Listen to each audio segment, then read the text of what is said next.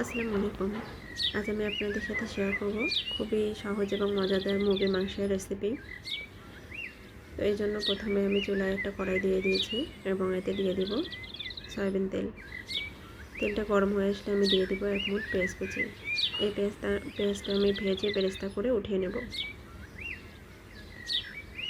পেঁয়াজ বেরেস্তা হয়ে গেছে, আমি এখন অন্য একটা বাটিতে তুলে নেব। আর ওই একই তেলে দিয়ে দিব একটা তেজপাতা, 2 টুকরো দারুচিনি, একটা কালো এলাচ, 3টে লবঙ্গ এবং 2-3টা সাদা এলাচ। সবগুলো ভালোভাবে 3-4 সেকেন্ড একটু ভেজে নিব। এখন আমি দিয়ে দেব পেঁয়াজ বাটা, আর দিয়ে দিলাম 1 চামচ পরিমাণ রসুন বাটা, 1 চামচ আদা বাটা এবং 1 চামচ জিরা বাটা। মশলাগুলো দিয়ে ভালোভাবে আমি মিশিয়ে নেব। একটুখানি ভেজে নেব যাতে করে মশলার কাঁচা গন্ধটা চলে যায়। আর আমি 4 চামচ পরিমাণ পেঁয়াজ বাটা দিয়ে দিয়েছি এখানে। এখন দিব গুঁড়া মশলা, 1 চামচ ধনিয়ার গুঁড়া, 1/2 চামচ মরিচের গুঁড়া এবং 1 চামচ হলুদের গুঁড়া। গুঁড়া মশলাগুলো দিয়ে আবারও ভালোভাবে নেড়ে চেড়ে একটু ভেজে নিব। চুলার আঁচটা এ পর্যায়ে মিডিয়াম লোতে রেখেছি।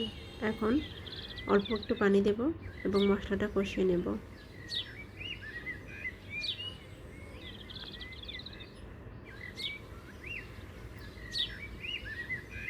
এখন আমি দিয়ে দেব 1 চামচ পরিমাণ লবণ।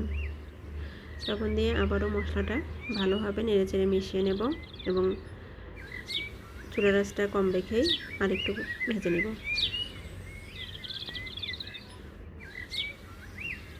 আমি এখন এতে একটু করে পানি অ্যাড করব আর ঢাকনা দিয়ে ঢেকে মশলাটা কষিয়ে নেব।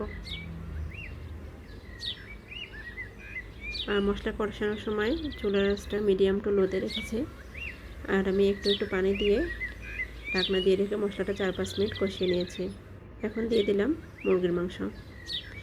মুরগির মাংসগুলো দিয়ে আমি ভালোভাবে মিশিয়ে নেব। আর সেই সাথে দিয়ে দেব রসুন। আমি এখানে 5-6টা রসুন দিয়ে দিব। রসুন দিয়ে মুরগির মাংসটা রান্না করলে রসুনগুলো খেতে অনেক ভালো লাগে। আবার সব কিছু মিশিয়ে নেব। আমি আবারও ঢাকনা দিয়ে ঢেকে মুরগির মাংসটা 5-6 মিনিট কষিয়ে নেব। আর এখন আমি কোনো পানি ব্যবহার করব না। চুলার আঁচটা লোতে রাখবো যাতে নিচে না লেগে যায়। তো একটু পর ঢাকনা খুলে আমি এভাবে নেড়ে চেড়ে দিব।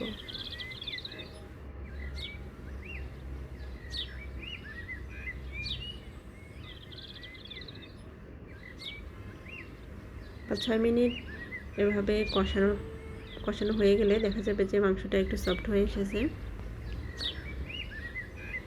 তো আমি আর 2-1 মিনিট এভাবে কষিয়ে নেব। কষিয়ে এরপর আমি দিয়ে দিব পানি, সিদ্ধ হওয়ার জন্য পানি দিয়ে দেব।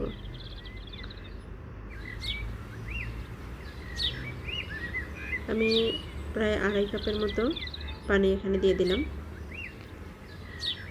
পানি দিয়ে ভালোভাবে মিশিয়ে আবারও আমি ঢাকনা দিয়ে ঢেকে মাংসটা সিদ্ধ হতে দেব। আর এখন আমি চুলার আঁচটা বাড়িয়ে দেব। চুলার আঁচটা মিডিয়াম টু হাইতে রাখবো এবং অপেক্ষা করব মাংসটা পুরোপুরি সিদ্ধ হয়ে যাওয়া পর্যন্ত।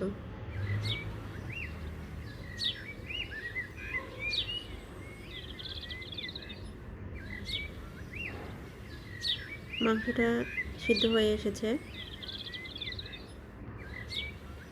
আর লবণটা আমি চেক করে দেখেছি, লবণ ঠিক আছে। তো এখন আমি এতে দিয়ে দেব 1 চামচ পরিমাণ ভাজা গরম মশলার গুঁড়া এবং 1 চামচ পরিমাণ ভাজা জিরার গুঁড়া।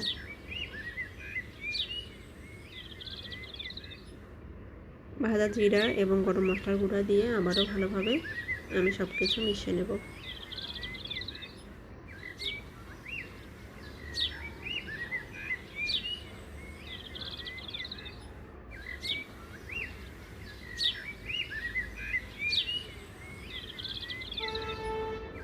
আর এখন আমি এর উপর দিয়ে দেব পেঁয়াজ বেরেস্তা দিয়ে আমি ঢাকনা দিয়ে ঢেকে আর 1 মিনিট রেখে চুলাটা বন্ধ করে দেব। তো আমার ভিডিওটা যদি ভালো লেগে থাকে তাহলে অবশ্যই আমার চ্যানেলটি সাবস্ক্রাইব করবেন আর লাইক কমেন্ট করে পাশে থাকবেন। আর সবাইকে অসংখ্য ধন্যবাদ ভিডিওটি দেখার জন্য।